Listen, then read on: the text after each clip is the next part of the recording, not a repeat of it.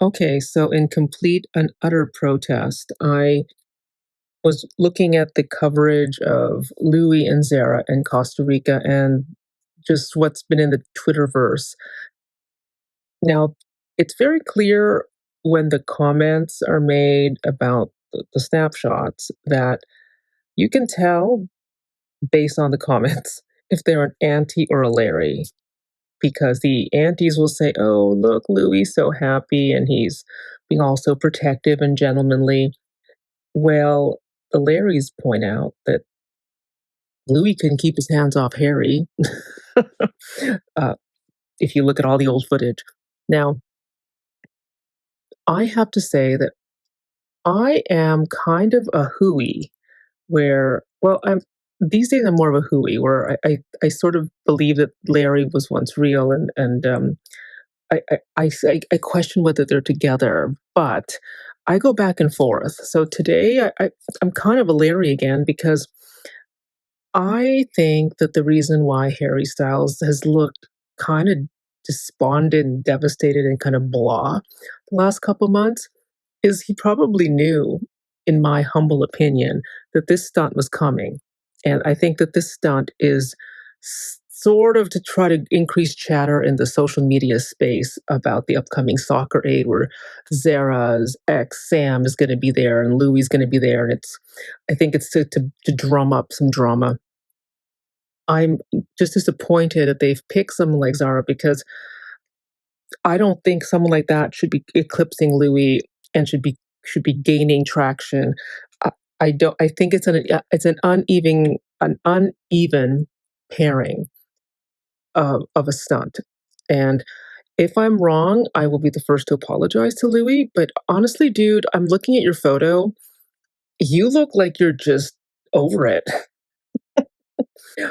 But were you ever in it? I just don't see that little flicker in your blue eyes that is there when you talk about Harry or is there when you do other things. So long story short, I think the stunt is already over. It's expired. I think the fans are sick of it, and I've never seen a guy that disinterested or that contrived.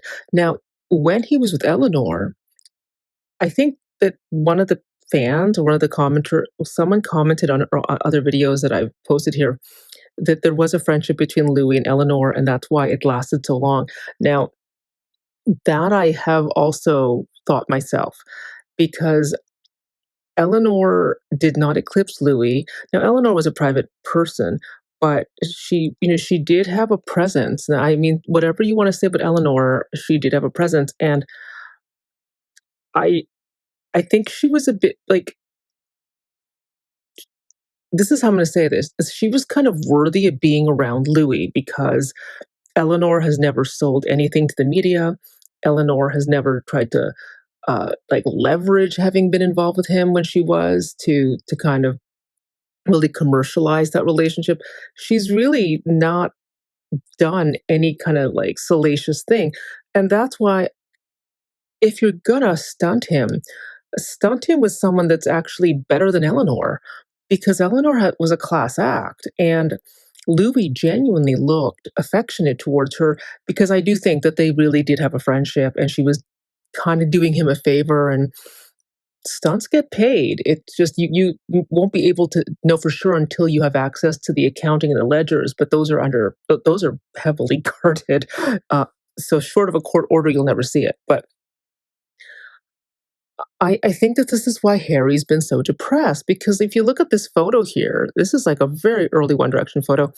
Just look at the eyes. Like sometimes the mouth can't be grinning because they have to have a serious pose.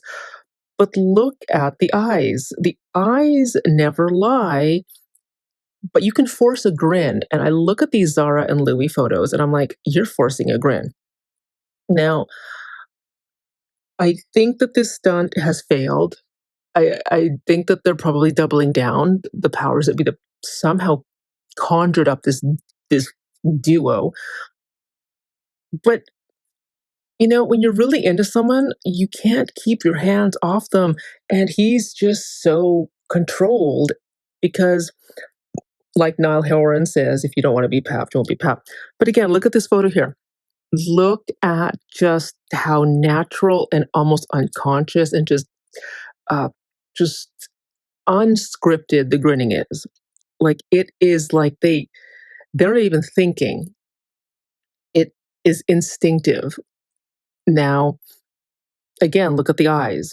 And this is why when I think of Harry Styles, I think of him as he looks in photos like this. When I see the current incarnation of him, I basically consider that a totally different person. And it's like this person has, I know it's Harry, but that's not, it's almost like the essence of Harry is not existing right now. I would really love to see the old Harry back, or really the true Harry, because the light in someone's eyes is nothing to do with their age. Now, I was thinking the other day too, is if this is not a stunt, I still just don't think she's good enough for him. And I'm sorry if that pisses anyone off here, but who the hell is Zara? I know Eleanor was really private, so we don't know too much about Eleanor, but Eleanor just seemed like she had more going on and didn't seem like an attention monger, which I'm all for getting attention if you really deserve it, like Louis and his incredible songwriting capacities. But what exactly is Zara up to? And what are these allegations of her moving in with him? Are you fucking kidding me? Um, Again, I think we need to focus more on Louis and Zayn following Louis. Now, according to Soap Central, there is apparently anticipation with the fans on Instagram because of Zayn following Louis, and speculation that maybe that they're planning something together. Now, Louis has said he cannot perform with One Direction again because the group is incomplete. Like we don't have Liam anymore. Um, it's not going to be the same. Now, I actually agree. Now, as much as AC/DC lost their lead singer really prematurely, and he was only about 32, 33, because I think it was alcohol poisoning, something around drinking. But AC/DC, their original singer is not the guy that you see in the really classic big 80s power band videos, right? Like the person who was their lead singer during the era where they had a lot of hits in the 80s, that guy was the replacement lead singer. So it totally worked out for AC/DC.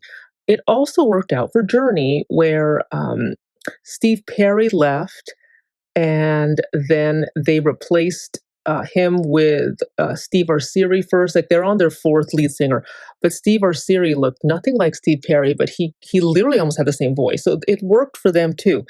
Another uh, time that it worked was, so you have you have AC/DC, you've got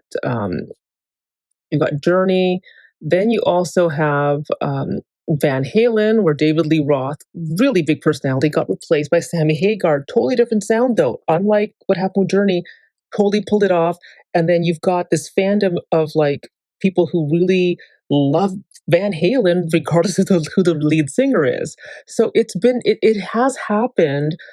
I mean, heck, Queen didn't perform for like 20 years after Freddie Mercury died until they found Adam Lambert. So it can happen. It's just in the context of One Direction, you cannot, you just can't. There was something unbelievably special about this band that it would not have been the phenomenon it was without two things: social media and the chemistry between the five strangers, the five lads who didn't know each other, that got put together by Nicole Scherzinger of the Pussycat Dolls, not Simon Cowell. Now, the band was built around Liam. That is incredibly clear if you look at the early footage, because he opened a lot of the songs. He was the person who opened What Makes You Beautiful, and he was the person who closed the song History, which was kind of their last hit. Now, I think with One Direction, I think a lot of us fans would have loved to have seen them progress the way that uh, Boyzone did, because Boyzone, they kind of have hiatuses and they get back together, and then they have hiatuses and they get back together, and then, unfortunately, Stephen Gately passed, but they were able to do it as a quartet, and then Ronan and Mikey Graham kind of, like, aren't talking anymore, so if Ronan and Mikey ever, like, reconnect, I would love. I think Boyzone could do it, but for some reason, as much as Boyzone was put together, and apparently Colin Farrell was supposed to be part of Boyzone, which that would have been cool.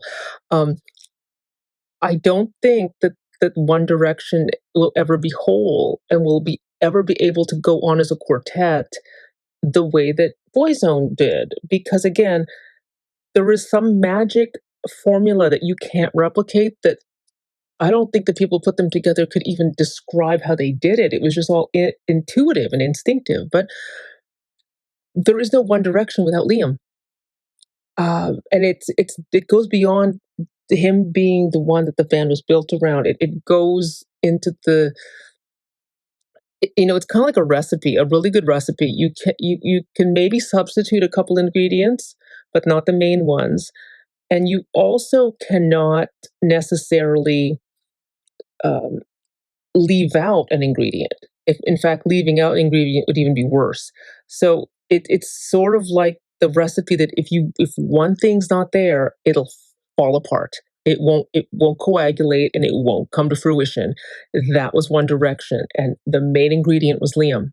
So I still think that in the pairings that, like, Louis and Niall, then Niall and Zayn, and, like, I think that would be really awesome. I just don't see Harry doing anything with anyone in the band, which for a lot of obvious reasons, which I'll probably go into the next video. But Louis, you are bored with Zara. Focus on your music, and can this stunt end now, please? Thank you.